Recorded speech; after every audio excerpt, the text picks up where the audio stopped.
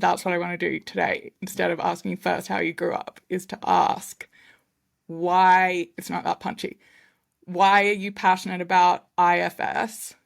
And what is IFS for someone who hasn't yet had me tell them everything about IFS because I'm so obsessed with it. Nice. Okay, yeah. That I like that because this should be fairly easy for me to answer because I talk about it a lot for work. So I guess well, yeah, starting with what it is before I explain why I like it. It's a relatively new form of therapy. One of the key ideas is that you don't just have like the mono mind, like a single mind, like I am just me. And when I'm angry, I am angry. Sometimes I'm sad. It's like more the idea that there are different parts of you. So you might have a part that gets sad in a certain situation or a part that gets really angry. And just that is a really nice framing because it's you blame yourself a lot less. It's not like, oh, I get really angry. It's like, oh, part of me sometimes gets angry in this way, but that's not all of me. There's a kind of more kind of wiggle room there in a way. And then another key idea is that there are no bad parts of you, like even parts that are leading to difficult feelings like anger or sadness. They want the best for you, and you can kind of ask them. You can do the move of asking, like, why do you feel this way? And often you can really feel it in your body, and it's some intuitive answer that arises of, oh, it's because of this thing that happened when I was 12, and I'm just trying to protect you, that kind of thing. So I'd say that, yeah, IFS, internal family systems, it's the idea that internally there's like a kind of family of parts that are interconnected. Um, yeah, and the reason I really like it is because I did humanistic talk therapy for 2 years. And to be honest, it didn't do anything really in retrospect, or it kind of does something, but I felt like as soon as I stopped, because it's kind of expensive to do, as soon as I stopped going, I felt like just I was back to square one again pretty quickly. It felt like kind of not much had changed. Whereas I find with IFS, um, you really can overwrite some old, like outdated beliefs and like reparent, I guess, different inner children. Um, in a way that really does lead to durable change. So from a few IFS sessions, I was like, holy shit, yeah, I used to think this thing all the time, and now it's just gone. Like, this is wild. So I was like pretty blown away by it. Um, so yeah, that's why I like it because it has really worked for me, and that's just very exciting. And I imagine it's the same for you too, because you said you tell loads of people about it. So I'd be curious to look at that. At you actually, like, why do you like IFS? Yeah, because it's like the changes have been radical for me. And the whole idea of embracing all parts of yourself. I think specifically, like one of the craziest things for me was the suicidal part, which, because I think the suicidal part, there's like so much shame around that. There's so much fear. It's like, oh my God, if someone says they're suicidal, people are like, oh my God, I don't want to touch that. Like, I don't know how to deal with that. And the approach is like just getting curious. It's like, oh, okay, yeah, as you said, there's no bad parts. And it's like, what is this part? What can this part tell us? And it's like, oh, that's a protective part. Well, in my case, it was like, that's a protective part. It's a kind, compassionate part because it's offering a solution to like a lot of pain. Like there's another part that's in so much pain that's like overwhelming the whole system. So it's like, can't stop crying or can't get out of bed. And then this part wants to help. And then it's like, wow, so you don't have to be scared of it. And then you talk to the part and you reassure it that it's like, okay, like, thanks. Like, that's very kind of you. But I'm, stepping in as the self, like, I am going to have leadership here and get to that exiled part that's in a lot of pain, and we're going to help that part. And yeah, it's like crazy. But then also for other, other radical parts, like violent part or an abusive part. I think I had the therapist who I've seen for IFS on this podcast, and she talks about how she always wanted to be a therapist, but one of her friends was a was a Jungian psychotherapist, I think, and she once had a person come in say that she had been sexually abused as a child and that now she was thinking about sexually abusing her own child. And that psychotherapist was like, I just can't deal with this. This is too much for me. And my therapist then, she was like, well, how would I be able to deal with that? And put off being a therapist because she just thought she wouldn't be able to handle it either until she found IFS. And it's like, that's, because it's just about getting curious, that it's not, there's no parts are scary or too much. It's just a part. And it's like approaching it with curiosity and finding out what it has to say. It's like crazy. Like everyone needs to know about this. It's so cool.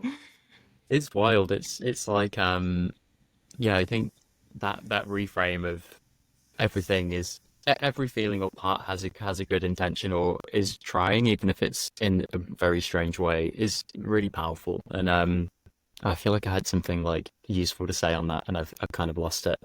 Uh, shit. I knew my mind would go blank as soon as you hit record. That Um, so, yeah. No, I don't. I know. I, It's gone. Damn it. it'll come back. Interrupt Mhm. me whenever. But that I'm just gonna say for people who are like, what there are criminals hurting people or that sexual abuse is obviously not okay. It's not about being like, oh yeah, this is like totally fine to like murder someone or whatever. It's like talking to that part and realizing it's doing that because it, some beliefs that it formed in the past or some, yeah, usually it comes from abuse. And then so it's like trying to help the system because it believes it has to like exert power over someone else. But Yeah. then by talking to it, you can help it because it's just trying to protect a vulnerable part of you. And then then it realizes like, oh, I don't have to do these harmful behaviors. And same, I think, with like harmful behaviors to yourself, like drinking too much or eating too much or I don't know, whatever it is. So Yeah. the point is it like relieves you from behaving in these ways that you don't want to behave.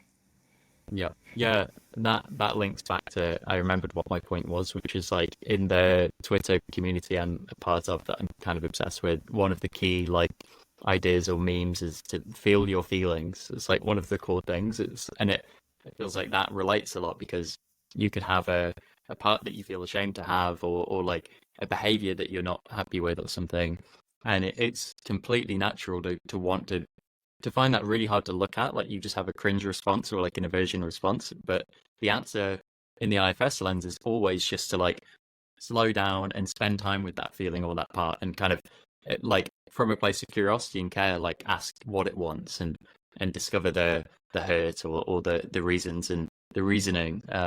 So that feels really powerful that it's just such a simple move really. It's like just spending time and yeah, feel your feelings is the thing. So like, oh yeah, and it feels like that relates a lot to, well, Buddhism, the idea of like there's negative things and feelings, but then we often make them much worse by having the kind of cringe away like aversion response. So then the meta move is to just try and be with what's here. That just seems to be something that comes up in so many different like schools of thought. And also a similar thing is like the power of love. Like it's so spending time with a part and seeing what it wants, but and also like radiating love and compassion towards it. So they're like two very simple but like wildly powerful internal moves, and it's really nice that those two things just seem to come up a lot in different schools. Yes, love that. Hmm. Okay, let's go back to the start and learn about how you grew up. Yeah, sure. Yeah, it's funny. I for a while, for probably the first 23 years of my life. Well, no, from 18 to 23, I would have this thought fairly often of like, oh, I wish I could just explain to people like my childhood or how I grew up, and then they'd understand like why I'm like this. Meaning like, I don't know, socially anxious, like very neurotic. And I feel like I've had really big shifts in the last like half a year, and especially in the past month, where now I'm really like I feel much better in a durable way. So it's kind of funny this is happening now because I think for a while I really wanted to talk about my childhood or at least talk to some people about it. And now it's kind of like, I don't know, it feels less pressing or kind of like, ah, do I have to? I spent so long thinking about it. So, but I'm happy to. I guess the summary is that For the first like 6 years of my life, I was having a pretty good time. Like, I don't know, two parents, like, I don't know, went to school, had friends and stuff. And then when I was around six, I think, I'm not 100% sure on the timelines here, my parents decided that they wanted to adopt like a sister for me from like a really good place. They basically were like, things are going really well with Alex. Like, we want to like give a childhood like this to another child who's like in need. Like, there's so many kids who need adopting. Like, yeah, so it's really great. But I think there were some issues. One being that my parents were like not in a great place in their relationship. Like, apparently everyone in the family thought they were like very rocky and would be adopting to try and save their relationship. Uh, so yeah, like apparently my grandma was interviewed by the social workers about like what their relationship was like, and she said apparently like after the fact that she wished was more honest about it because uh she kind of sugarcoated it because she didn't want to rock the boat, I guess. And my auntie, similar thing, like just wasn't pleased with the idea of them adopting because of the messiness of it all. So that was one problem. The other problem was it seems like the social workers really underplayed how difficult it would be. Like, I think my parents seem to have had the impression that they would just adopt a kid and they would be just a really emotionally kind of conventional, uh, healthy kid like any other. In retrospect, obviously incredibly naive because of being in the care system and things. So yeah, we adopted my sister, who was just. I mean, it's kind of hard to, or it seems really mean to say, but she was like very emotionally troubled, like from an early age, and it was just very turbulent, like much more than anyone had expected. And I was also really not pleased about it. It felt like because I was young, I didn't really get it. I thought they were adopting because like I wasn't enough, or they didn't like love me or something. So I remember I cried like so much when I learned about it, and it felt like it all just happened so fast. I had like no say in it. This was like not something I wanted. So it was just that was kind of chaos, and my sister was really difficult. I was really unhappy that she was there, so it's just a whole mess. And then within a year, my parents split up. Um, so then it was just the three of us. My mum from then until now has had a very difficult relationship with my sister because my sister is very difficult in a lot of ways, and I think my mum comes from a generation of kind of she doesn't really appreciate that my sister has like a lot of trauma from her biological family and from the care system. So she's just like, you just gotta fucking like get your life together and do more, and like why do you struggle with so much stuff? And so that's just been a very difficult relationship to this day, and it's just it's the whole thing. So that's kind of that was a big part of my life. Was just I really grew up in a pretty unhappy home, like a lot of arguing, a lot of tension, like the three of us just in our own rooms. Like, yeah, it was just not great. Yeah, What's the age difference between you and your sister? it's like 2 years. So yeah, I think she was 4 and I was 6. I'm not like 100% sure, but yeah. So And whereabouts were you living? in a small village in the middle of England, like a pretty unremarkable little village. And was that a nice place to grow up in otherwise? It was okay. It's like very conventional, kind of dull, like suburban English life. I guess it was kind of nice to you could like play out, like you could go to your friend's house. It's like walking distance, and you could I don't know, like uh, like I'd skateboard with one of my friends like around the village. There wasn't like a skate park, but we'd like attempt to grind on rails and things like that. Uh, yeah, and like play video games at each other's houses, that kind of thing. So kind of like Stranger Things vibes, kind of like going on adventures. Yeah. Is that where you are now? Yeah, it is actually, which it always makes me cringe when I come back. I've been back for a week. I've just been on like a bit of a 6 month long traveling thing. And now I'm back while I figure out my next move. And it's, yeah, driving around this same area is just always like, oh no, I'm back again. Like, this is lame. Like, this is not where I want to be. But it's only a short term thing. So did you enjoy school? Yeah, it was okay. I guess I want to name, I feel kind of weird that I maybe went too deep into the like oh, my house and my trauma and stuff. And it feels like these questions are much more like not informed by all of that, and it's just like a bit of a pivot, and it's like, oh, did I go too far, or was that like too much or something? No, But not at all. Oh my God, the stuff that comes up on this podcast is like, I'm trying to figure out that it's like, what were you like? What I'm really interested in is like, you're here now, today, doing this work. And it's like, what led you to get here? And obviously, there's like the decisions you make yourself as an adult. But a lot of stuff before that, it's like, what were the values your parents instilled in you? Or like if they consciously did it or not? And, or what were you kind of pushing against? Because some people, it's like, my parents didn't have any money. And so then I was just like working from this age because I was obsessed with like being financially free or whatever it is. So it's like, I'm just trying to get like the whole picture. yeah, that makes sense. I guess it's like maybe having poor theory of mind where like I already know all this stuff, so whereas it's brand new to you. So it's like, oh yeah, let me ask some more like background questions first. So yeah, going back to that question, I really like primary school. Like it's like I don't know, 5 to 10. Like pre puberty, pre like even thinking about what other people think, you know. So I feel like that was it's funny, um, quote unquote healing or whatever. Like I feel like I'm kind of moving back into that. Like oh, that kind of was my core personality in some ways, and then it gets masked by like becoming a teenager and being really like socially anxious and like having acne and shit, you know, you kind of like you lose that innocence and that stuff, and it's nice that it's kind of re-emerging now. So like in primary school I love being in like school plays and just being like a little like center of attention, like very Leo energy. And then you go to secondary school, so obviously suddenly you're the youngest and it's very daunting. It's like a whole different vibe. um so yeah, so secondary school I liked classes. Like I was like a bit of a nerd. Like I always was pretty good academically, but I don't know. It was a big school. It's just a little daunting, and yeah, that was like a different experience for sure. Huh. So is that like a clear point that you feel like things changed for you? I think so. At least in terms of like probably what happens to most people if suddenly your brain comes online to I don't know exactly what it is, but I guess like, oh, other people have opinions of me, or you just worry that they do.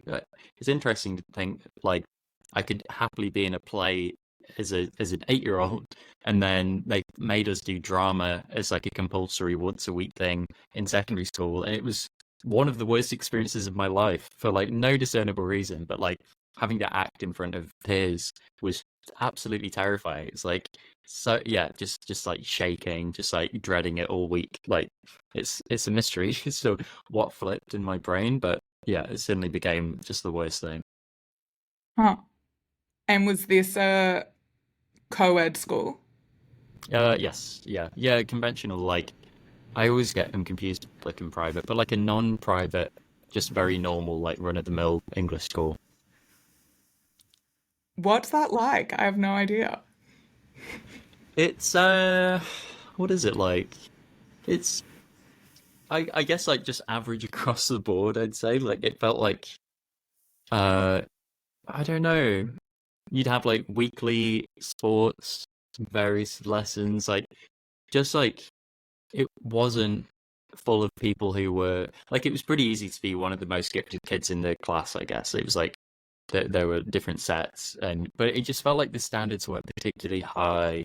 Maybe I'm looking back on this with too critical of an eye or something, but I don't feel like I got a great education or anything like that. And I could definitely when I meet people who went to private school, I'm always like a bit bitter and a bit like, oh damn, that seems like it would set you up well or something.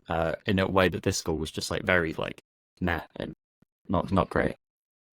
But everyone was generally well behaved. It wasn't like there were gangs or anything. Yeah, it wasn't like chimney sweeps and like something from Oliver Twist. Oh shit! I just know that line for an over thing.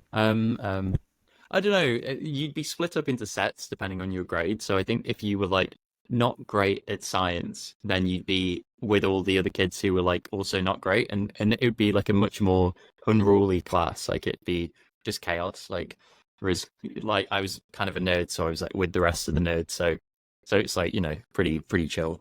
And there, yeah, no gangs. There was like some drug use, I guess, but nothing wild. Maybe like Skins. You've seen that, it's English show. Yes. Between Oh us. my God. But, Amazing.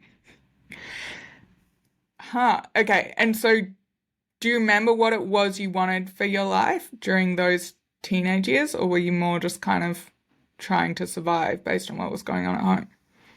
just yeah, just trying to survive, I think. I've never really had like a clear mission or a clear path apart from yeah, I've always wondered about that, like why didn't I? Is it kind of overly simplistic and like and taking my own agency away to be like, oh, it's my parents' fault. Like they never talked to me about a career and they never gave me advice. But yeah, it wasn't.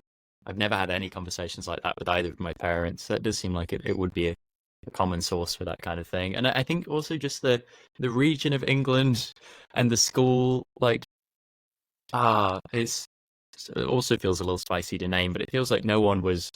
It wasn't like a place where people would be ambitious and have like big dreams. It was just like, and maybe that's kind of an English thing in general. You're just like, oh, I'll figure it out. Like, I'm not going to do anything crazy. Like if you grew up in California or something, there's a much higher chance that you'd be like, I'm going to be an actor. I'm going to do like this big thing. It just felt like, but it also felt like kind of a personal life at home and like not having role models type thing too, where it wasn't like, oh, there's a doctor in the family, or my dad's a doctor. I'll like follow in his footsteps. It's more like just not on my mind.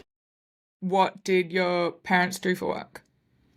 My mum is a nurse, and my dad, to be fair, my dad um is like he comes from a very working class family, and like his siblings are very like still struggling, and like and yeah, it's kind of just like a fairly like rough family, I guess. There's like drug stuff, and his parents are very like his dad was a coal miner, like just very working class, and he worked like in like shipping for however many years, like warehouse stuff, like maybe building boxes to like ship things in.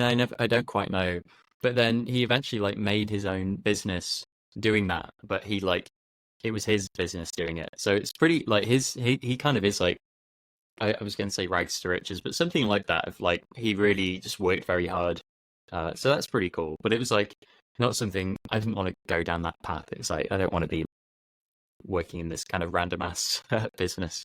But I didn't have like a clear. I was kind of like, oh, maybe I'll be a doctor, but it was very naive and like last minute thinking with like not much thought behind it apart from like it's the only thing I can think of, and it seems kind of prestigious and cool, and it's what smart people do.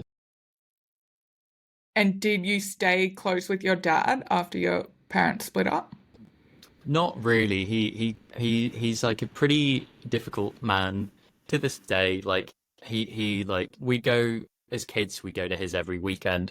He had like a bit of a kind of heavy drinking phase, and he's just very because of that generation and like his parents and his upbringing and stuff. He's very like emotionally shut off, like and kind of yeah. I don't think my family aren't gonna ask, so it's fine. But I've always kind of thought he's either like autistic or like a narcissist.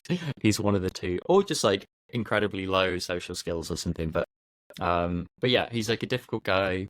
Only in the last couple of months have I really, I think, started to reconcile like it's not his fault, and he's still here, and he is who he is, and I should have like a relationship with him. But I hadn't spoke to him for like 2 years recently, and uh, so yeah, that's kind of that.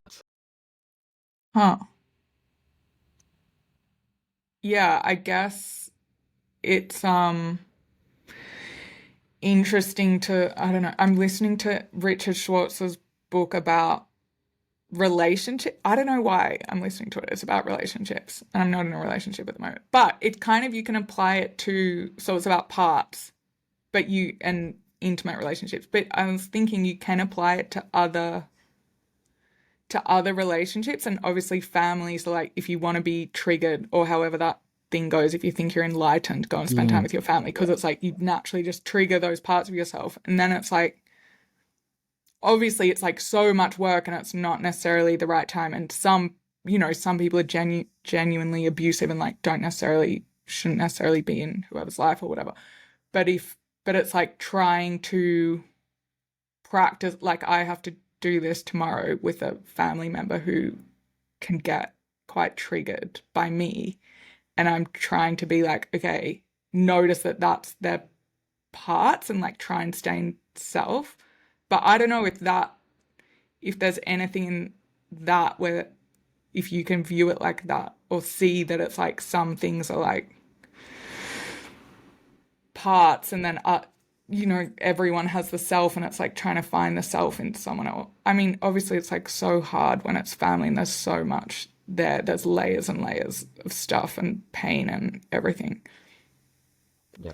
Yeah, I think I've like made good progress in this realm in terms of going from blame and like they made bad decisions and then like not putting the work in, they're like not going to therapy like both my parents to much more of a like you know they're doing their best and they never did anything intentionally to harm anyone. It's just like the environment is such a huge thing here. Like if you're 20 something and brought up in a culture where like therapy is completely normalized and all your friends go, then it's very easy to engage. And if you're 60 something, then of course like it just really didn't exist. So I think much more seeing, yeah, my dad is pretty difficult in a lot of ways, but he did build a business and he like worked hard and all that kind of thing. And yeah, so last time I saw him, which was just a couple of weeks ago, I felt like I dropped a lot of that, like just the long stories, like basically everything I've just said out loud of like, yeah, he's difficult, blah blah blah. Like I think I became kind of obsessed with that, or it's all I could see, and then just kind of being able to drop it and be like, "But he's here right now, and you know what? Like, this is kind of nice. So, like, it doesn't have to be, we don't have to be best friends, but it's still nice to spend some time together and have some beers, and we played table football. It was just like quite wholesome, and it felt like much more mature than kind of being resentful and holding on to all that stuff. So, Amazing. And do you feel like in turn he's able to accept you more for who you are? I think probably he, as much as he is able to, I think like one thing is he's just not like he just doesn't ask many questions. So it's not like it feels like he doesn't really know that much about me because he doesn't ask. But I think he still loves me in his own way. It's just not quite the like two-way like open dialogue where we're like talking about our lives and stuff. It's more he monologues a lot. I'm just kind of like kind of along for the ride.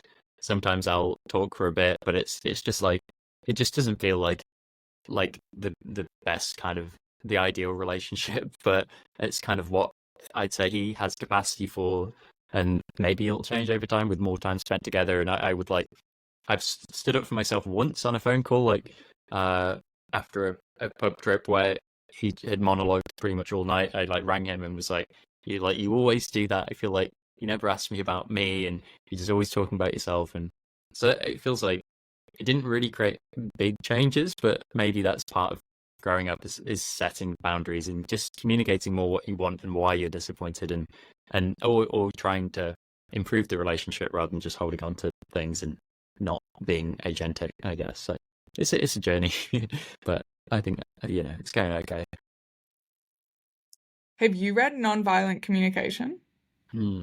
I've read a bit of it and I know some basic stuff, but I haven't really. I know it's like is it you talk about your wants and needs and things, and when you do this, I feel that kind of stuff. Um, yeah. Yeah. Yeah, what is that? I think it's like feeling observation. So it's like I feel sad when like but observation has to be a specific thing that happened that can't sound like you're accusing them because then it's like we all just become defensive. And then what is that? Oh yeah, and then request. No coercion. Oh Mm, yeah, mm, which is like your self-consensus thing, which we have to get mm. into. Yep. Um, The terrible name. Yeah. no, it's fine. Okay, but so did, yeah, but no, that's amazing. Those relationships, it's like, oh my God, like I'm so excited about the radical change in my relationships through this work. And it's like to see, people like things change that you just never would have thought would change. And, people always say that about older people. It's like, yeah, they can't change it. And it's just like such rubbish. It's like change it. It's like, yeah, by us changing and like doing the work. And when you get over the annoyance of like, oh my God, why do I have to do it? Like these people messed me up. Like, why aren't they? But Yeah. then, or in any, in any interaction with a friend, or it's just like, oh, so annoying. Why do I have to be different? They're making my life so difficult, or a boss or whoever. But then it's like, oh my God, it's amazing. Like through this parts work, the changes that have happened by like trying to hold on to seeing that person for their self, not their parts. But it's like, it's so hard, and families is the hardest for sure. Yeah. Yeah. What What is it? while you oh, Sorry, go on. sorry. Yeah, I was gonna say it it feels very empowering in a way and much more just mature and like you're a real adult to kind of have this realization of like it's within my power to put more effort in or have a difficult conversation and try rather than just like, oh, this sucks. And yeah, I think as a teenager until like 25, I would have been just like, yeah, these pub trips are crap and like I don't get much out of them, but I just go along and I'm just like miserable. So it's kind of nice, scary as well. And there is a bit of resentment around like, why is it me who has to like initiate these difficult conversations? But I think for the most part, it is like, yeah, using these things like nonviolent communication to improve the family dynamic is like one of the probably the most impactful things you can do for your like life and mental health. So it seems like it's exciting too because it's probably you're not many conversations away, like NVC flavored conversations with a family member to improving things or closing the door, but at least you tried. So yeah, it feels good. So, what was it when you said there was that period in your life when you just wished everyone understood what happened in your childhood? What were the things that you really wanted to be understood? Yeah, it was like I think around the age of 19, when I went to uni and I something just clicked of like, there's something wrong with me that seems like other people don't have, which was like it seemed like other people at uni could just hang out and be themselves, and it was like a basic level of comfort, which I guess maybe was me noticing that I had social anxiety. And it just really hit me because I think, when you go to school, you still live at home. Like uni's your first experience of living elsewhere and being around people that closely. I just kind of noticed that other people seemed a lot more well adjusted than me. And yeah, it just clicked of like, fuck, why I feel very different to like most people. Why is this so hard? Like, why is it so painful to be around people? So that was like the inflection point. So I guess what I wanted people to know was like the reason I come across so awkward and probably like you could just see the like fear in my eyes and like tension in my face and stuff was like I I felt like the story that I developed for why I was like this was something like I didn't have like siblings who I had a healthy relationship with. I didn't have parents who I had a particularly healthy relationship with. I just like didn't come from a loving home. Like I can imagine if you had like a mum and a dad and like a sibling and you all like got on pretty well and you're like friends with your parents, like and your sibling, like holy shit, what like an insane start to life. That's like many years of being socialized basically, like and learning that it's safe to be in this container. Whereas yeah, I moved to a shared house for uni and it's just like, I've only ever lived in my like conflict ridden kind of terrible home. So I don't feel I can't just hang out like, should I be hiding in my room? Because that's what I'm used to. That's what I've done for years. So yeah, that was the thing. It was like it really sucked to realize like, wow, this does seem objectively true that I'm really struggling with this and just don't really have the foundations. Like, how the hell do I, proceed? Yeah, it was pretty rough. Huh. So, were you like constantly on edge that you would like get in trouble or be yelled at or something? I think so. I think it was like fear of being criticized suddenly or being like I think one key memory I have is like at the age of 18 being, and this is something I healed with IFS actually, like a key thing, was like being at the pub with my dad and my granddad, who were both really into football. I've never given a shit about football. I don't know why, but I just like wasn't born to care. Um, and it was like the biggest part about my granddad's personality was his love of football. And at one point during our like pub excursion, he like snapped at the like bartender about how I like, oh, he doesn't give a shit about football. He doesn't care about rugby. He doesn't care about anything. Like just out of the blue, just really like I just felt so shamed in that moment, and it just so I think that was a big thing that kind of sunk into my emotional model of the world is like, yeah, there is something wrong with me, and people might just suddenly tell me. It's like, yeah, like it kind of a big thing. Yeah, and I feel like I made progress on that literally in the last couple of months. It was like, that was the key event, or one of the few key events, which is kind of silly in retrospect, and to reparent it was just to be like, yeah, that really sucked that he said that. Like, if I could go back and comfort that younger version of myself, it'd be like that. This is terrible. Like, this is so bad. Like, yeah, this I shouldn't have taken this on and been like, yeah, he's right, I do so. I should have been like, fuck you. Like, I don't care about football. That doesn't mean I'm like worth less than the next person. That's like that's such a yeah. That was the whole thing. Yeah. Yeah, that's so, it's so painful because that's like your tribe or whatever, right? So it's like to be kind of exiled by them as like you're different, even though like probably you knew that you had friends, I assume, who didn't like football and were into things you were into, but it's Yep. not the like somehow your brain can't put it together that it's like, oh, this is fine because it's like they're your family and they're telling you it's wrong to not like the things that they like. Yeah, yeah, definitely. I had a friend recently. This probably isn't the official definition of trauma, trauma, almost certainly not. But he was like, my personal definition of trauma is when something happens and it just goes a lot worse than you would have expected. Like you were running on a model of how the world works, and then suddenly this thing is much worse, and it's traumatizing. It really sticks with you. So it was that thing of like, oh, I thought we were just kind of hanging out at the pub. Like suddenly I'm being loudly shamed. Like this sucks. Yeah, and definitely with thing of this is family, like you should feel pretty safe with your family. That's like kind of a crappy learning. Like you could be criticized at any time. And obviously like logically, this probably won't happen often and like it sucks that he said this. And also he's had a tough life and like, yeah, it's probably annoying that I'm at the pub with him and he can't talk to me about his favorite thing. And like but it just sinks into your like your emotional schema of how the world works and yeah, it's shocking. Yeah, the logic can't beat the emotion. I guess because it would go back to that original belief that you had. Because I had a similar thing from like early childhood of there's something wrong with me, and so then when stuff happens later, it's just like piling on the evidence. And so if you thought that as a 6 year old because of what was going on, Yep. Yep. then it's And just like evidence. What was his football team, by the way?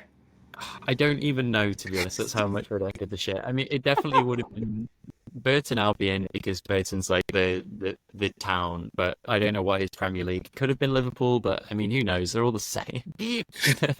Who gives a shit? Yeah, I've no clue.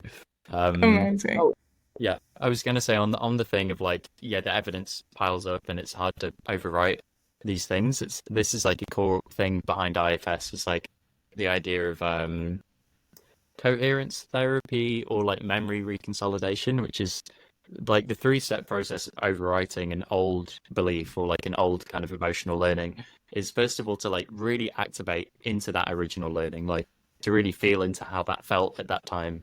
And then once you've really activated it, then you like provide the contradictory evidence. And because you've kind of pre-activated the like there's neuroplasticity or something, which means that the new evidence can like clash with the old learning, and then the old learning can like vanish, and that's why IFS can lead to these like transformational changes. And often talk therapy, you don't activate strongly enough, and it's more like you're discovering patterns. And talk therapy can be good for like, oh, I see now, I see like the root causes and why I act this way, but it often like doesn't do the kind of the reconsolidation or the like contradictory experience part. So you leave it like, okay, I get why I'm like this, but like, how the hell do I stop being like this? Like, how do I change these patterns? So that, yeah, that's kind of linking back to IFS. It seems much Yeah. stickier now. Yeah, because you just don't get deep enough in talk therapy, or it like you're just intellectualizing these emotions rather than like feeling them, and because they're Yeah. in the body, right? So, Mm. what does humanistic talk therapy mean, by the way? So humanistic talk therapy is it's Carl Rogers, and it's like I think it was one of the first therapies, maybe the first that was like client oriented or client centered, where like the client is kind of leading the session, and they I think this is my understanding anyway. So it's like the therapist has much less of an agenda, um, and at least for me, it just was a really poor fit because like when I discovered coaching, like having a life coach, I was like, this is great because they kind of tell you what to do. This is much better. As it felt like humanistic is very organic, and the healing mechanism is supposed to be you develop a relationship with your therapist and they kind of radiate unconditional love at you and kind of act as a role model, and that's healing, which I think is true if you would go for long enough. But I literally just learned today that there's also Gestalt therapy, which sounds kind of like the second wave of humanistic. So humanistic was Carl Rogers, and then Gestalt was this other guy. And apparently it takes Fritz Perls, I think, and it takes like the humanistic ideas from Carl Rogers, but also like links in more somatic stuff like being aware of your moment to moment experience and things like that. So that actually sounds great because that was the biggest unlock I got from the Twitter community is learning that your body is important. Like it felt like I was so shut off from the experiences of my body and feelings and noticing if I wasn't in internal alignment and all that kind of thing. So that and in humanistic was just like let's just talk, like just talk about your childhood and just talk about how your week's been, like talk, and nothing really happened as a result. Like I kind of liked my therapist and it was nice to chat, but that was kind of it. Hmm. Yeah. Yeah, I think so many people find similar, or it gets to a point where it's like, okay, I made progress, but now it's like we're just friends catching up, and it's like, I have friends for this. Like, why Yeah, do I need yeah, to pay yeah. someone? So the transactional friendship is like it's a little icky. Yeah. Um, okay, I have so many questions, like how you got into Twitter, why you started therapy to begin with, what having social anxiety is like, and linking that to self-consensusism, because Yeah. you talked about how that kind of relieved a lot of social anxiety, which I think is so cool. Mm. So, I don't know, where should we start? Yeah, those are also intertwined. I can try. I guess to start, like consensusism is my like ridiculous and unwieldy term for like I've written two blog posts about it, but it's kind of like leading from your body, like noticing what you really want to do in any moment and honoring that. And that's kind of it. It's actually surprisingly simple, but it took a really long time for me to fully follow and get because I was so cerebral. And as a result of my so at 19 when I had this click of like, oh, there's something badly wrong with me, what the hell? My what I went to was like self-improvement internet communities like self-improvement YouTube and Reddit. But actually what pretty much all of that is, or at least was at that time, was like just productivity hacks and stuff. So I think I kind of tricked myself into thinking, yes, now I'm working on myself. I'm going to put loads of time into this and become obsessed with it. But it was all kind of just like I don't know how to be a good YouTuber or like how to manage your time well, that kind of stuff. So I was kind of scratching the itch about moving well in this direction, but it wasn't the thing at all. But I had no clarity on what to work on. I just felt this big nebulous, like there's something wrong with me thing. So and that links to consensusism because by the time I was kind of introduced to this idea, I'd been living for many years very cerebrally and very like I have all these systems and I have like a big to-do list that I have to do every day and like a strict morning routine and be minder where like if you don't do things you like get charged as like a punishment for like not going on a run. Just like all this very like left brain system type thinking. So it took a long time to kind of drop all that and slow down and listen to my body. It felt like radically different from how I'd been living. So I think that's why, even though it's really wildly simple, it just, yeah, it was like a long journey for it to fully click. So that's like, I guess maybe what consensus and fears. Yeah, I don't know if I can keep rambling, but it might be good to break it up. Um, no, keep rambling. So for so because I feel like I've told, yeah, multiple friends about this. I think I've told you. And then they're like, but how do I get the things done that I need to do? Like, do I just not do them? Yep, yep. Yeah, that's like I felt the exact same way. Where but I can't just do things that I like love or feel like doing because things need to get done. But and this is I used to call it 10 out of 10 ism, which is even more of a mouthful, and it's extra misleading because it makes it sound like you only do things that you're like thrilled about. Like it's 10 out of 10, like, woo, I'm so pleased that I'm doing this. But like sometimes it's like the day when you need to file your taxes and it just has to be done. So you're not thrilled about it, but it's like, okay, I have like complete internal alignment that like I'm going to do my taxes now. So you like, if it's important and you care about it, you still get it done. Like I still have a job and like friends and things. Like the main thing that's dropped away is like the kind of bullshit are like systems where it's like, there's something wrong with me and I need to like strive and like just keep busy. And if I keep grinding, then maybe one day, like kind of dropping that and being like, actually, if you just sit in a chair and relax, like everything is good in that moment. Like in your experience, it's like, oh, cool. Okay, this is fine. And just not doing anything and chilling. And then kind of noticing, okay, now I like want to go and have that meeting because I need to have a meeting for work. And so it feels like it's completely in alignment with doing stuff. It's just dropping all the overthinking and the stressing, I'd say. And so I guess if you were in a job that you really, Yep. sorry, that you really hated, would you end up like, I don't know, would it lead you to then having a conversation? It's like, actually, I don't want to do this meeting right now, overwhelmingly. And therefore, what I do want to do instead is have a conversation with my boss to tell them I'm unhappy or like something like that might happen. Yeah.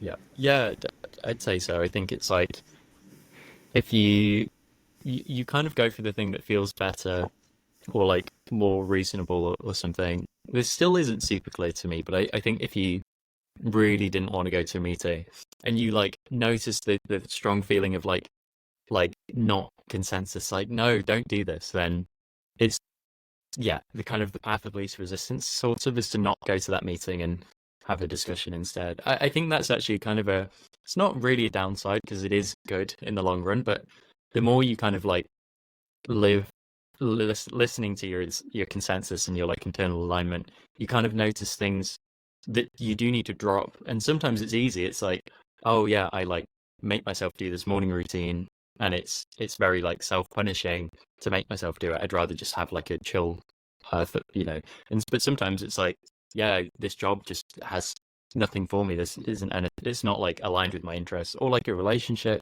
So there can for sure could be like a period of noticing the ways that you've not been listening to your internal signals, I guess. Yeah, I think it really works. I've been using it and it really works because like for stuff like going on a run or something, putting work aside, it's like, oh, I feel like I should go to the Mm, gym, but I really don't want to. And then it's like, okay, don't go. And then naturally, it's almost like you end up going because mm, it's like you're not fighting yourself because it's almost like that's a part that's saying like, well, so I have that really strongly with like anything to do with the podcast. It will be like, I don't want to do it. I don't want to publish it. I don't want to listen to it. And then if I say to that part, it's like, okay, whatever, fine, we won't. mm. It's almost like it just wants to be heard and to be told like, yep, we don't have to. And then I end up doing the thing because obviously like overwhelmingly I do want to do it. It's just one Yeah. part. And I feel like people have that with like eating healthily or whatever. It's just one rebellious part that's like, screw this. I don't want to eat this salad. then Yeah. feel like fine. Yeah, that's another really weird, like, wild thing about IFS is, um, yeah, that just acknowledging a feeling, it doesn't take long at all. It can just be like, yeah, I hear you, like that you want to like have junk food. Like, I get it. Like, that would be great, but like, do you mind like unblending from me, or how would you feel if I didn't? Just that kind of check-in can often lead to like, oh yeah, cool. That feeling is kind of vanished now, and I feel like they can not act on that thing. It's really strange. Cool. And so, how did it help with social anxiety? It's really strange how it happened. I'd say like it took me probably a year of like occasionally having calls with people who are also interested in this stuff, who would like remind me or like nudge me in the direction, because it's such a subtle thing. It's not like, oh, you meditate for half an hour every day. It's more like, hey, remember that you can just stop and chill and listen to what you want to do and act from that place. Um, so the social anxiety thing only happened once it really clicked, the whole consensusism thing. I was having a call with a friend who's also interested in this stuff. And I think in retrospect, all this is flow. It's like getting yourself into a flow state where you're just doing what feels good and right. And if you do that, and then once something stops feeling good, like, oh, I've been working for half an hour and now I feel kind of drained, then you stop it immediately and go and do the next good thing. Then you're kind of constantly in a flow state. You're kind of constantly recalibrating. Um, so on one of these calls, that that idea just really clicked into place somehow. The like, oh, I know what I'm doing was like the thing that I thought. Like yeah, that's it. I know what I'm doing. And somehow like I had this really wild experience, like similar to stream entry in Buddhist like parlance. So that I've been warned like not to say it was that because it's hard to know, but like I felt incredibly present and like my vision got kind of wider and like brighter and like very non-dual, like very peaceful, like huge drop in thoughts and just very like, whoa, I'm just here in the world. And yeah, just a really strange experience that lasted for a couple hours and then persisted. And that just led to, it kind of felt, I talk about this in my blog post, that I felt like there were two layers to experience, where like the first layer is like your core kind of sensations, like what you feel in your body, like what you see, like essential thoughts and like what resonates, that kind of thing. And then the second layer, which is like all reactions to the first layer, like the example that I keep using when I talk to people about this is like I was at this intentional community where we'd sit at the for dinner, and I wouldn't really have anything to say a lot of the time, and it felt kind of like oppressive, and I was like, so I wouldn't know what to say, and then I'd be like, like why don't I have anything to say? This am I boring? Like, do people think I'm weird? Like, blah blah blah. And then once that kind of layer fell away, then I could go for dinner and just notice the raw sensation on layer one, which was always just like, oh, I don't want to talk right now. Like, there's no desire here to talk. And I could just notice that without the second layer, which is reacting to that and like overthinking it. So yeah, this just clicked, and like layer two kind of fell away, and that led to social anxiety kind of falling away. It's just like, oh, okay, like I don't need to stress that much. Yeah. So it's kind of mystical. It's kind of hard to describe and probably kind of unsatisfying, but that's been my experience. No, that makes sense. So now you find you can happily sit at a dinner and not say anything and you feel totally at peace. And then if you feel like saying something, you can say something and you're not judging yourself.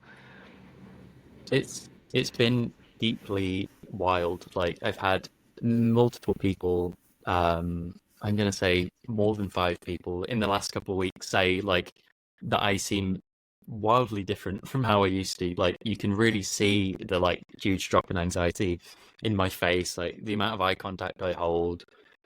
It's been really crazy the amount of like people who've commented on it, just like really, really like yeah, like validating, like yeah, this did happen. This is truly insane. So yeah, it's like now I can just be around people. It's almost like there was a kind of grasping feeling or a striving or like an underlying like there's something wrong with me and I need to like effort and that kind of feeling.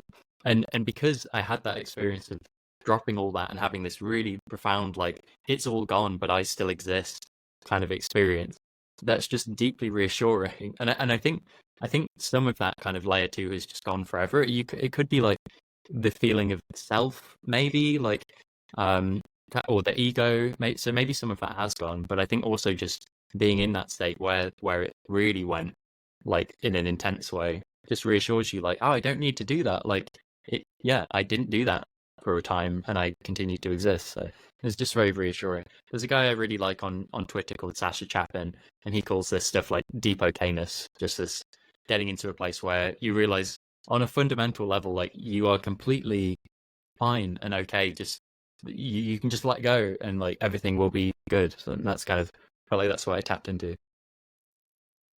Amazing. I love that.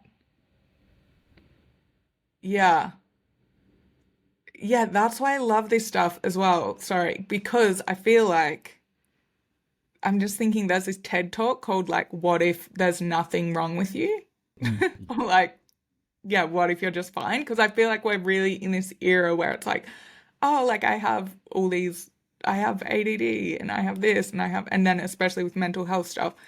And, but then it can be like me when I was dealing with depression, it's like, oh, there's something wrong with you and we need to fix you, like going into the medical, that angle of like you're the patient who's like broken and like ugh, especially because like mental health stuff, it's like stigma. And then it's like you have to be fixed, but then that's why I love this stuff because then that kind of kept can keep you trapped because you become like more a victim to it. Whereas this approach just like, yeah, you're just a human. Like there's no, you're just fine. There's nothing wrong. Or like, Yeah. maybe there's stuff you want to change, like you want to stop feeling so depressed or you want to stop, social anxiety interfering with your life and it's like, cool, we can work on that. But it's not like fundamentally you that's broken. Yeah. Yeah, that feels like it connects to a bunch of different things. Like from an IFS lens, it's the thing of like, yeah, you have a part of you that's really depressed, and maybe you're kind of blended with that part almost all the time, but you also have the capital S self existing too. And that's the same with the deep okayness thing. It's like, yeah, you might have really strong social anxiety, but there's in Buddhist terms, it's kind of like, but there's also this kind of pure state of awakeness and consciousness that is just like always there and like kind of perfect and unblemished and that's kind of your essence or soul. I don't know exactly what, but it's like yeah, you can still have big kind of fires in your life and things you want to work on. But yeah, like also just this total like uh goodness or unbrokenness or something. And in humanistic therapy, it's like the idea that you're worthy of unconditional love, like everyone is, like you're lovable. Like to be a person is to be lovable and to be unbroken in some sense. Like you just have like a good essence, and there may be stuff laid on top of that, but underneath it all is just this. Yeah, it's the same for everyone. Another Sasha Chapin post. I'm kind of obsessed with this guy. He's got an amazing Substack. He calls it loving awareness is the anti-meme, where the idea is like a meme is something that sticks in your brain, like when you hear it. And apparently, there's a book about anti-memes. It's like a sci-fi book where an anti-meme is something that you forget as soon as you see it. So there's like this task force of like anti-meme government fighters who like find them and shut them down. The point being that like we all have this like unblemished like awareness and like yeah, loving awareness, I guess. But and it's incredibly difficult to see it and focus on it because you have the second layer of like neuroses and worries and stuff kind of layered on top. So yeah, the Buddhist idea of enlightenment and becoming becoming aware of this awareness is just the whole thing, and it's very healing if it happens because it's like, oh shit, this has been here the whole time and it's great, like cool, it's already there. I can chill out. And so how did the social anxiety present itself for you before all of this? It was really at its core, it was just like intense discomfort being around most people, I'd say. And I had like a few good friends who we just got on really well, and it was like cool, like I can be myself, and this is great. And I liked being myself. I felt like we were like good friends, and that was awesome. But with most other people, just like intense feelings of discomfort, of like yeah, maybe it was worry of being criticized. Maybe it was just like an assumption that they didn't like me, or yeah, something like that. So just kind of being on edge, like being defensive and pretty shut off, and probably carrying a lot of tension in my body, in my face, and just the way I carried myself. Like it was probably really obvious to people that I was uncomfortable, and that's just a bad feedback loop to be in too, because you then make them uncomfortable because they can see that you're uncomfortable, and it's just not it's not a fun way to be. So yeah, I'd say that was the main thing, just a fundamental lack of comfort and ability to like hang. And so then would it mean that before like going to an event or something, you would be feeling worried about it? Yeah, yeah, definitely. And not even in like a kind of clarified, rational way of like, oh, I'm not looking forward to this because of these clear reasons. It was more just like, I guess, like anticipatory dread, or just like it's going to be like a dangerous place to be or something. So now, like a couple of weeks ago, I went to a group house in London, like a mindful group house with like some friends of friends, and there were like 8 people there, and I just felt super relaxed to go and just like really excited to meet people, which is just like, damn, this is awesome. This is like maybe a lot of people feel like this most of the time, but it's been such a wild like shift, and it's like very exciting to be able to go around the world from that state. Like I've got a friend's birthday party on Saturday with a bunch of people I haven't met, and I'm just like, oh, it'd be nice to meet some new people, rather than like, oh no, what if they don't like me, or what if yeah, I don't even know. But it was scary. That's great. And then, so would it be as well afterwards? Would you have immediate relief after you left, or would you have thoughts of like, oh my God? Because I feel like this is very common for people, especially like anxiety, Mm, but just the whole like cringing at yourself or like, oh my God, I said this. What did this person think? yeah, Or less yeah. so. I think it would be kind of almost like I didn't say anything embarrassing that I would cringe about because I was shut down. So I just would have kind of been fairly quiet and like in a bad mood while I was there because I was like uncomfortable and feeling bad about myself, noticing how other people are so relaxed and then getting in a bit of a spiral about like, oh, this sucks like, it's because of my childhood, and oh, well, if I had their childhood, then of course I'd be like as confident as them, like blah blah. Just so I'd be just a little resentful, a little shut down, and then afterwards we'd just be in that state, and just it's like a bit of a feeling of hopelessness too. Of like this sucks. Like this should be enjoyable. Like how the hell do I proceed? So yeah, like insanely lucky to have stumbled into something that seems to have completely shifted it at the site. Yeah, it's pretty great. That's great. Yeah, because I think the one I struggle with is I think I'm like anxious about meeting new people, but just in a normal introvert way. Once I heard it, it's like, yeah, introverts are excited to go to a party to like see all the people they know, whereas extroverts are excited to go to a party to like meet all the new people. So it's like, okay, that's fine.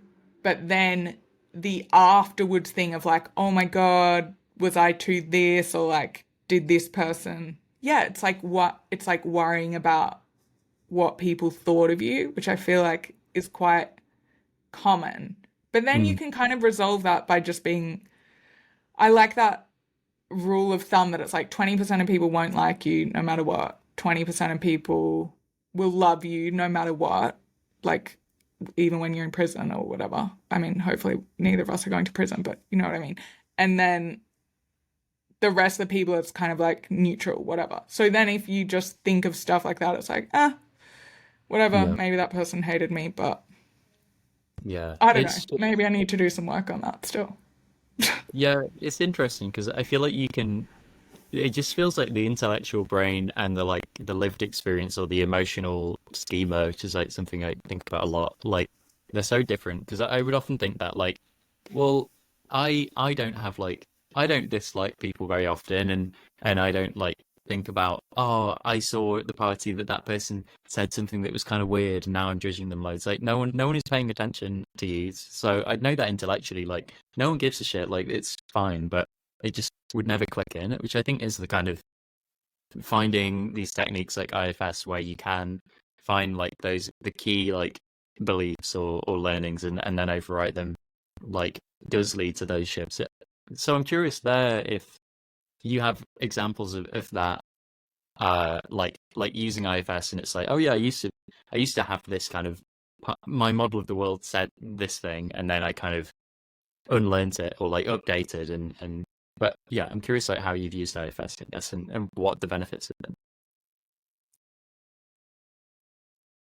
Um, I think I actually did this hypnosis thing. It wasn't IFS, it was rapid transformation therapy. Have you heard of that? Yeah.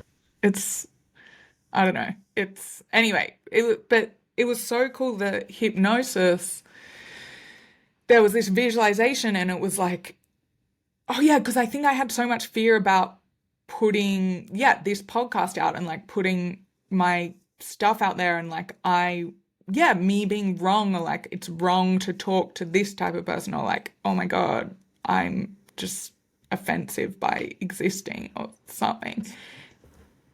And then doing this visualization, and it was like you had to go, you're like on an island or something. You're shipwrecked on an island and you have to find your people. There's like 100 people there, but there are 6 people who'll be like your people who you just like click with, like you get each other and whatever. And then it's like, how would you go about finding them? And that has now kind of changed my approach. So I guess in terms of IFS, instead of that part that's like scared of like, oh my God, it's kind of like, okay, don't worry, like this other, I don't know if it's the self, but it's more this part taking control is like, let's find our people. Like there's so many great people out there. So let's like connect these ideas with those people and like who cares about everyone else? Because yeah, it's like no one really cares, like no one's actively trying to like Hmm. pull me down or like actively judging me. That would just be another part that's judging me, which is definitely like, from I can hear voices of other people that aren't me who are like very scared about certain stuff. And it's like, okay, that's not me.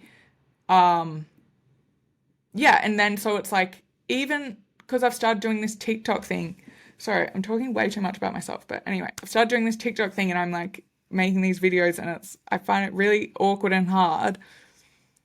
And then I just made a video saying like, yep, this is why I'm doing it. I want to learn how to speak better. And I just had the like 10 comments from random people saying like, this is so exciting, like good luck and like here's something you can try. It's like, oh my God, this is so nice. Hmm. And I'm like, this is so cool that I'm connecting with these people. And then it's kind of like that's the only thing that's the point is like to connect with, I don't know, and obviously that's like a specific thing, but through this podcast or through, the newsletters I write or whatever, it's like, can I find the people who those ideas help their life, or someone listens to this conversation who's struggled with social anxiety and it helps their life, and it's like that's the really meaningful point. So it's like, who cares about whether other people think I'm weird? Because I mean, we're all weird, and being weird's cool. And to your point, like no one's actually thinking that much. Yeah. Anyway, sorry, that was a very long No, answer. I asked you a question. That was great. Yeah, it's wild. I think this is such a hugely high leverage belief that probably almost everyone has that's fairly easy to update is the like, oh, I can't publish things online, I can't tweet, I can't make TikToks because and I imagine one of the common thoughts is like because people from my school will see it and they will like I was like I don't know, I was bullied or it's just like, who do you think you are to do this or something? I feel like lots of people are like, oh, I couldn't tweet, like people will see, or, and it really is, it's such an empowering update to be like, none of those people will see, and it's such a huge sea of content that it doesn't matter.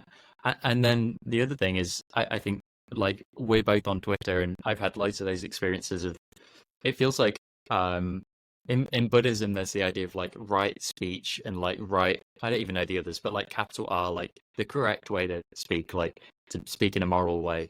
And I have a friend who talks about Twitter and like this community on Twitter, Teapot, is like right internet where like it's the internet as it should be, where you can tweet and people will be supportive and nice. It's like the people replying to your TikToks, where I think we all have a model of like the internet is just full of trolls and bullies, and if you tweet, people will immediately like cancel you and just be horrible. And then when you have an experience of like, oh, there are normal, nice people. There are 10 people on TikTok who have just like encouraged me to continue making these videos. Like, wow, it's like such a lovely update, and it feels very empowering. So I had the same thing not tweeting for ages and being a lurker, and then the experience of just tweeting more and getting the nice encouragement and making friends and stuff. It's just been like, wow, really like unlocking the potential of the internet in a way that I just didn't use it in that way before. So it's great. Yay. And you've been so inspiring to me in that way. I just watched your YouTube vlog. Oh I'm no. like, this is so cool. Yeah, that was really fun. That was very much like, oh, I have consensus to do this today. Like, why not make a silly video? And it was nice that it wasn't like, yeah, this is my big project and I'm gonna make 100 and this will be my thing. It was like, you know what? Like, this seems like a silly thing to do, and I'm in an interesting commune, so I can do a house tour and I can just chat shit and I'll just send it to some friends. So it felt very much like, yeah, why not? And it's just like, yeah, kind of. I think I don't want to give advice really, but I imagine most people hold back from creative pursuits or like publishing things out of some of these kind of fears of like I'll be criticized, or people will think like, oh, who do they think they are, like why do they think their thoughts are interesting? But it's so lovely to start a newsletter or start tweeting. It's very much like self-expression and just getting yourself out there and meeting people. It's the whole thing. I like it. And I think when you get over that, because yeah, I think before I did my first TikTok, it was like some video of Justin Timberlake came up that was actually really cool, where they were like playing songs without lyrics and he had to like try and sing along the lyrics, like Radiohead or whatever. It was actually like amazing. And then obviously, like, millions of people saw it. And it was just this feeling of like, oh my God, I can't make a TikTok that like 10 people will see. But it's like, why does that matter? Like when you release yourself from that comparison thing, and it's like, it literally doesn't matter if no one listens to it. Like, why does, or, not no one, it's like 5 people are seeing that, or like, or like 100 people are seeing this post. Like, that's actually really significant if you imagine 100 people in a room listening to something or whatever. So, and then it's like, cool, like, I don't care about these metrics, they're just numbers. Like, what's the difference? That's like amazing for confidence as Yeah. well, I think. Yeah, it feels like view counters and things are such a huge disincentive. Like I had that thought when I was posting my vlog, or when I look at it, like it's probably got less than 100 views. And being someone who watches loads of YouTube, you know that that's objectively like a terrible metric. But it's like I just made this to be silly and have friends. So and yeah, it's like Instagram, like, oh, I don't want to post this thing because what if I don't get enough likes? It's so tricky to fight those feelings. It makes complete sense because it's like you could read it as a kind of metric of how much people approve of you or something, and you're comparing it to the big channels, so it does look bad as a result. I had something else to say on that, like views and metrics, but oh, that's it. I think there's something here around like the media landscape is it's great. Like I really like comedy and music, so obviously I watch like very well-known comedians and listen to really well-known music, and they're so great and like so well-known that I feel like it creates like a perverse belief that they're completely different from you and you will never be that good. So like don't even try or something. So it's it feels like it makes it very hard to just be like, oh, I'm just gonna make silly shitty songs. Like I've been learning Ableton this week for music production, and it feels like you're going to be really bad for a long time, and it's so daunting that it could just put you off. But it feels very empowering to be like, I give myself permission to be shits and still to like publish or like share things with my friends, and it's kind of just a fun journey. Like it feels like it takes a lot of activation energy to get into that mindset, and there's so much like procrastination and stuff that happens beforehand because it's just so daunting. So yeah, the reframe of like this is just fun and low stakes, like there's nothing to worry about, like feels very, very powerful. Yeah, which works so well with consensusism. If you have Yeah. consensus to do it, just go for Mhm. it. Yeah, exactly. It's like you know, hey, if you really want to like make a silly song today, then you can just sit down and do it. Like I literally wrote a dumb song on my guitar like 2 days ago, and it was wildly straightforward because I can play the guitar. So you just like find four chords that work together, and then just like write some basic lyrics. It's like, oh, that was it. I've spent many years thinking that this is some incredibly daunting thing, and you have to be like as talented as like DB Bridges or like Father John Misty to even try. And so it feels very empowering and nice to be like, oh, I can already do this. Like it won't be as good as them, but it's still fun because you're kind of doing it to the best of your ability, and it's nice to be like at that point. So yeah, this was a whole ramble, but there we go. Um, do you have anything else to add before I ask you the last three questions? Don't think so. Uh, I don't know. Follow me on Twitter. Feel free to send me a message or an email. I have a ridiculous about me doc. It's like a Google Doc with links and stuff. And I'm just like very keen to chat to people in general. Like I have a very flexible schedule right now, and it's fun to talk to people online. So that's kind of it. I find, you know, I love your about me Google Docs. Because when I was Mm, like, oh, I want to watch this YouTube video, then it was like, how do I find it? It was like the the Google Docs. It has yeah, of links to course. everything. Yeah, it's great. I really like it because it's just so easy to edit. It's just literally a Google Doc that you make public. It's yeah, it's so chill versus like a website. Like maybe I'd make a website one day, but it's yeah, it's just straightforward. So yeah. Oh, should we say, do you want to say anything about Refract and what you're working on now? Yeah, sure. Yeah, I'm so Refract is a it's a startup building an IFS app. Like it currently works, like it's not in progress. We have like I'd say around 50 active users. I have like so I'm the customer success guy. I mostly do like onboarding calls with new users. Like we're doing a thing where if you want to get access, you like have a call with me first because it's really useful just to like establish a connection and like learn about our users and the different types of people who are using it. And yeah, it's an app that guides you through the IFS process. So we have one flow is like the full IFS experience. So it's like 30 to 60 minutes. You like find you come in with a particular intention normally, like, oh yeah, I know that when I'm around this person I often feel really shut down. So I guess that's like a good thing for me to work on. And then you'll like start with that and then you kind of feel into your body and just like find a part and then learn what it wants. And you go through the IFS process, like find the XL, do the reparenting. And using the app has led to like a couple of really big like shifts that have been permanent too. So it's like very cool. Like we've been getting really good user feedback and it's just very exciting. Um, so yeah, that's kind of the thing. Yeah, it's good, and it's very exciting because have calls with a bunch of users who are like, therapy is really expensive. IFS is still kind of niche. Like in California, it's not covered by health insurance.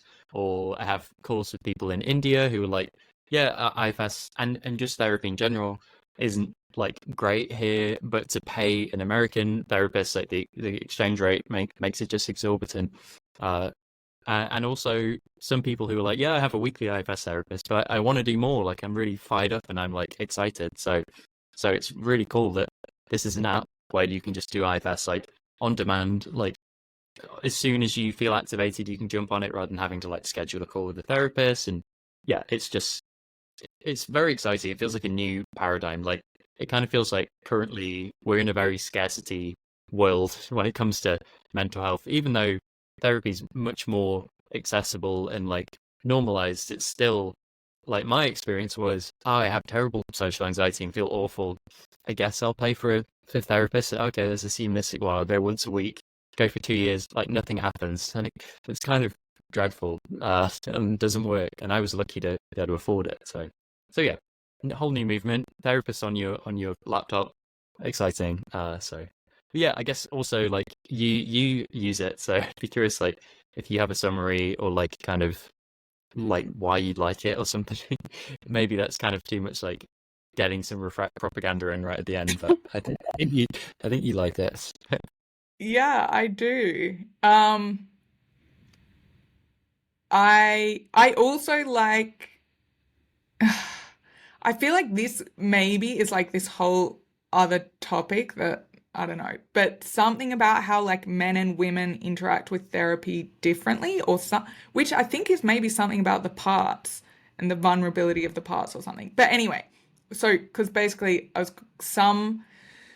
some school of thought that it's like sharing things being witnessed by another person is like quite valuable as well. But you can do that through focusing where you don't have to pay someone. So if both of you learn focusing and then you can Mm, like witness each other.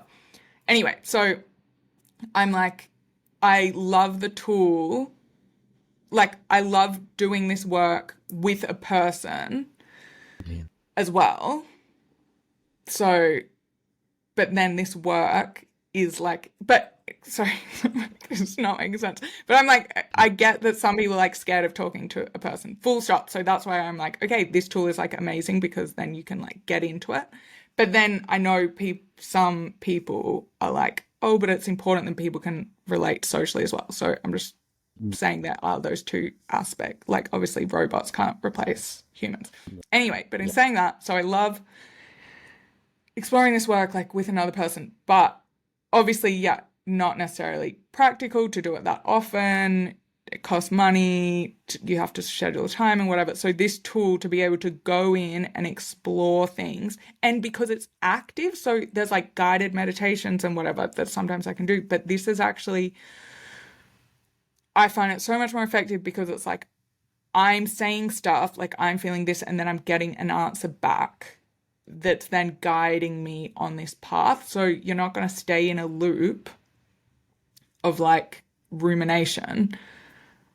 Because even because journaling's good as well, but like sometimes you can get in a bit stuck. This is like this extra thing, and it's yeah, I love it because it's actually I was surprised that I didn't necessarily think I'd get to those like that deep emotionally, but it does produce that emotional because basically it's like when you get to these kind of exiles or whatever that you want to unburden this part of you that's like in a lot of pain, that's like very emotional, and to the fact that I experience those same feelings using the AI of like pure I don't know like emotion can't there's some physical release. It's like oh my god, that's amazing, like it's it's like properly effective. So yeah, it's just making myself do it, which yeah, you are very good at reminding me. Because it's one of those things that's like going to the gym or something. It's like obviously you feel amazing afterwards, but it's like you have to go to get that. Yeah. And probably because I'm at the point now that I'm not in a clinical place or of like anything. So it's not like so it's like I can function fine, but this just makes my life so much better. So Mm, yeah. yeah, Yeah. I really like it. It's an interesting thing I'm grappling with at the moment is lots of people are like, I really want to do this weekly, but then it's so easy to procrastinate on this kind of stuff because you are kind of sitting with difficult feelings, at least for a part of the experience. So it's kind of like it's easy to push it back. So that is there's a whole design challenge here of like how to make it more enjoyable, or you can imagine having streaks and like gamification and stuff, but then you don't want to go too far in that direction. That's it's just a whole thing. So I think that's and yeah, it's for sure worth noting like it's really great to have a human therapist or a human IFS therapist because of that. You can get the attuned presence and the genuine like connection with the person. So I think that's also great. And I like the IFS guy I use is very skilled and awesome. So yeah, it's nice to kind of imagine the two working together. I think like a world where everyone has therapy only with like a device is kind of dark. I think it's yeah, having the human component. And also peer therapy, like something I've been experimenting with recently is like peer coaching calls or like debugging calls where you like hold space for a friend and like talk about a problem and maybe do some IFS or some similar things. That feels like something that comes up in the teapot community too, is like yeah, bringing this to your friends and just like helping out more. Yeah, it feels like a very wholesome space. Focusing is so cool to do. Actually, if you're Mm, going to be in London at all, I can invite you to this in-person focusing thing where you're like partnered, and oh my God, it's so cool. Because you're okay, so focusing, for people who don't know, it's like you're saying the physical feelings that are in your body. So there's no storytelling. So I feel like it's a lot safer, right, than someone like dumping stuff on you or like telling you stuff that maybe you can't handle. It's like they're just saying like, "Oh, there's like tightness in my throat," and then you're just listening to them, and it's like, "Oh my God, it's amazing! It's so cool." yeah. It's wild. It's another thing that's really simple and like intuitive. It's like, yeah, you have a felt sense in your body right now, like some kind of sensation, or maybe you think about something that's currently alive in your life, like a problem, and then you notice where it shows up in your body, and then you try and describe that felt sense, and if you find the right label, you'll feel like a shift in the release, and like maybe a bit of surprise or some insight comes to you. And I had a friend say that focusing is we do focusing all the time non-stop, like to talk is to be doing focusing, because I have like a felt sense right now that the stuff I want to say, and I don't know what it all is, but I know when I reach the end of and I feel complete, I'm like cool, okay, done. Or if there's like a niggling feeling of like there was one more thing to say, it all kind of starts in your body. It's really strange, at least for me, because I was so cerebral, like I'm just a brain. And so then to notice like no, there's all this like intuition and knowing in your body was like such a crazy kind of unlock, and that's like a whole nother tangent we could go down. I think you would like trying to wrap up with the final three questions. I'll leave it there.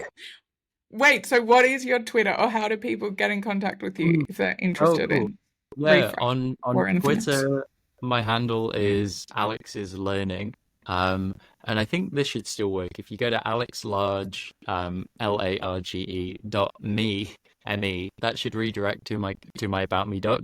Yeah, hopefully that works. And also Refract is yeah, refract dot space. That's like yeah, the website to sign up for the wait list and like have a call with me if you want to try it Refract.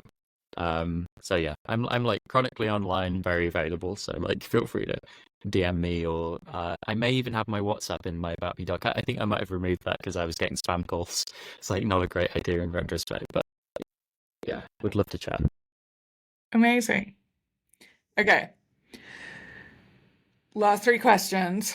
One, how do you stay grounded? Hmm. I guess one way is consensus. Of course, it's my thing. I guess it's like just noticing what I want to do and noticing when I want to like have a rest. Yeah, maybe going on walks too. Like oh, final answer. Maybe these are supposed to be like one sentence each. I've been really into voice notes recently, like sending voice notes to friends, and I've been finding that a really lovely way to listen to a friend like go on a long ramble. Like I feel like I just get a lot of info about their life, and then to send one back and just share about my life, it feels grounding and like I'm kind of summarizing and checking in. And so yeah, it feels like it creates space for that in a really lovely way. Yes, I love voice notes. Um, okay. Is there a book that's had a big influence on your life? Mm. Um, influence. I guess in the way that it led to a bit of an obsession.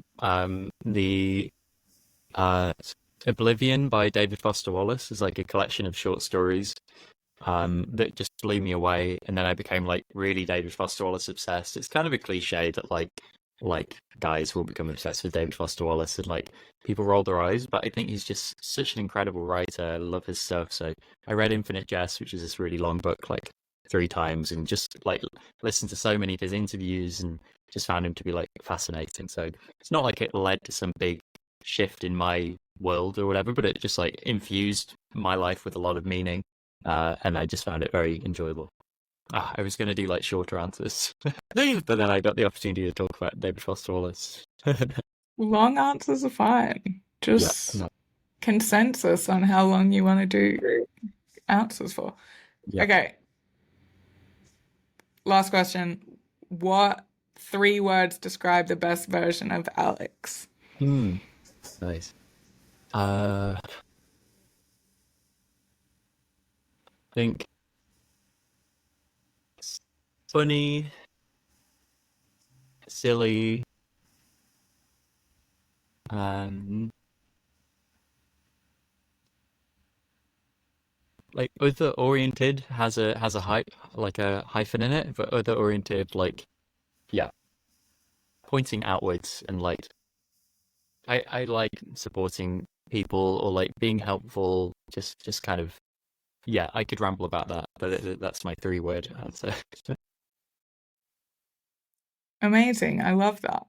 Wait, is that something that's always been natural to you or that's come more recently? It's much more of a recent unlock, I'd say. I'm like vaguely into the Enneagram, like the personality typing system, and I think for a long time I've been type 3, which is like the achiever, because I was like so obsessed with productivity and like, I need to work hard, and I became like a bit of a workaholic. And then they say when a 3 is doing well, they lean more into the 6, which is I think it's called the champion, and it's much more like supporting others, and it feels like I do that a lot in my role for Refract, like having calls with people and like supporting, but I'm also doing this more with peer coaching and like calls with friends. And I just feel like I'm pointing outwards much more than I was when I was in my, there's something terribly wrong with me. I need to fix it. And I was just all like so interior focused. So it feels very energizing. And I think rhymes with the way that I want to be. Like, yeah, it feels like a nice update. Cool. Nice. Thanks so much, Alex. Thank you. This has been really nice. Yeah, it actually wasn't stressful at all. So that's great. This is a yeah, good chat. It was super stressful when I did it.